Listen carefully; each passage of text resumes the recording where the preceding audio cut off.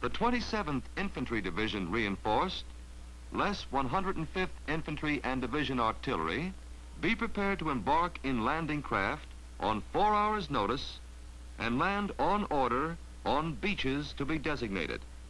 24th Corps Artillery, in general support the landing on beaches White 1 and 2 and subsequent operations from initial position at the southern portion of Saipan. Massed fires to be in support of assault units. Coordinate naval gunfire and air support with artillery fire. Garrison forces initiate anti-aircraft defenses and airfield repairs and execute base development missions. Demonstrations groups be on station at sunrise, jig day, in vicinity of Transport Area 2, execute diversionary feint at landing on Blue Beach at How Hour in order to deceive the enemy regarding the primary point of attack and to immobilize its reserves. Keep ships outside effective range of enemy shore battery, but send boats in as close to reef as tactical conditions would permit. At 1000, return to Transport Area 3 and report to Commander, Transport Group. Direct control vessels report to Screen Commander for duty. Direct LCIs report to CTU 52.2.3. Naval Gunfire Support Mission. Prior to jig -1 day, destruction, harassing, interdiction, and neutralization fire to be executed over a continuing period of time in such density as will be permitted by the ammunition available.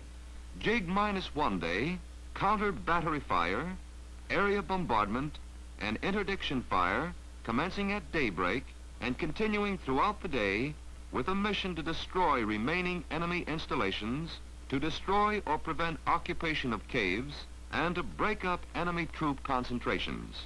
Close supporting fire will be provided to cover beach reconnaissance by the underwater demolition teams and operations of the mine-sweeping groups off Tinian town.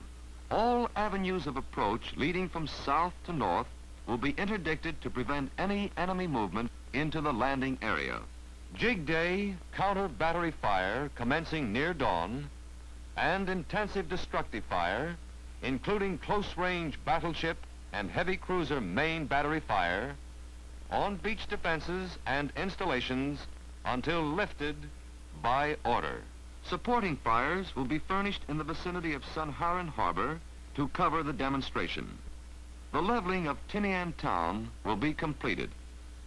Interdiction fire will be delivered on roads and trails south of the FBL to prevent the movement of enemy reserves from the southern part of the island north past the FBL.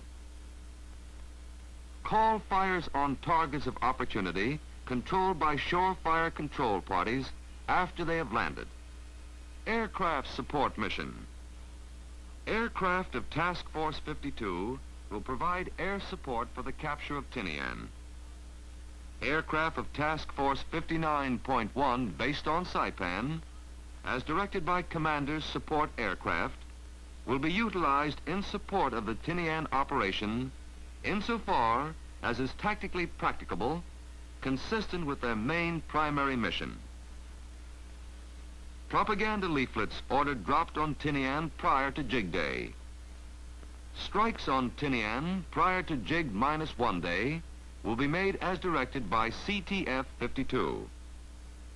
Since no specific plan can be made for air support acquired after jig +2 days, air support will be requested on the afternoon of the day previous. Special shore-to-shore instructions were designed to prescribe a means of establishing 2 divisions ashore on Tinian by an assault in column of divisions on a restricted 3-battalion front. The order: 4th Marine Division, 2nd Marine Division. The following priority was established.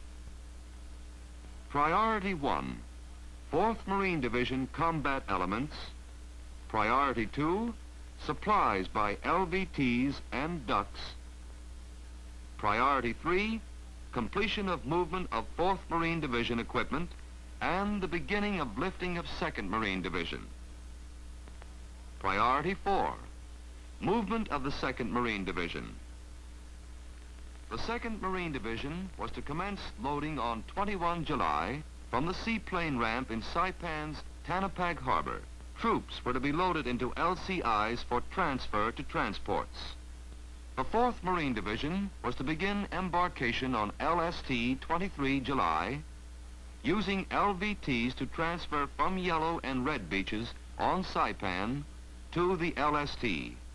The principal base for supplies was to be Saipan, augmented by shipping and transport areas available and appropriate. For the assault, prescribed items on the person and in manned vehicles. Narrow beaches dictated at all follow-up supplies were to cross the beach, mobile loaded direct to dumps or units. Supply plans were based upon the prompt installation of 2 prefabricated pontoon crossways and delivery across them of loaded trucks ferried from Saipan via LSTs, LCTs, and LCMs, and also for delivery of supplies from LSTs direct to beach dumps via LVTs and ducts. The big unknown was the weather. Careful check was kept on this by CINCPAC'S Weather Central and by local aerologists.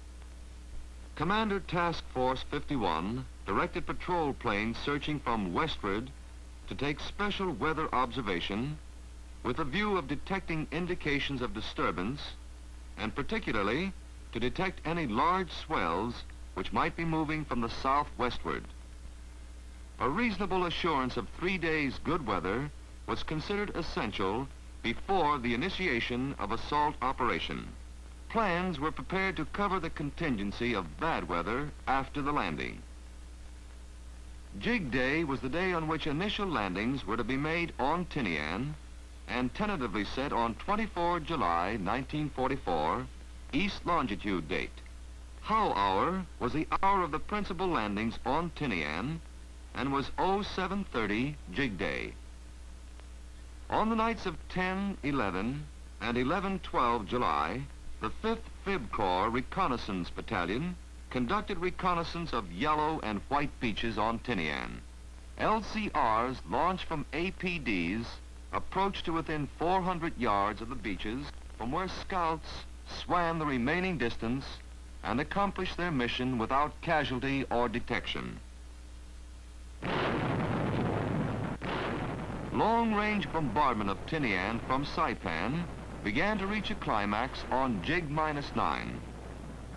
Units of northern troops and landing force embarked from Saipan beaches, commencing on Jig-3 days, 21 July. The following shipping and landing crafts were available for the operation: 9 APAs, 2 LSDs, 37 LSTs, 31 LCIs, 20 LCTs, 130 ducks, 195 LCMs, 9 pontoon barges, 527 LVTs, of which 459 LVTs were cargo and 68 LVTs were armored.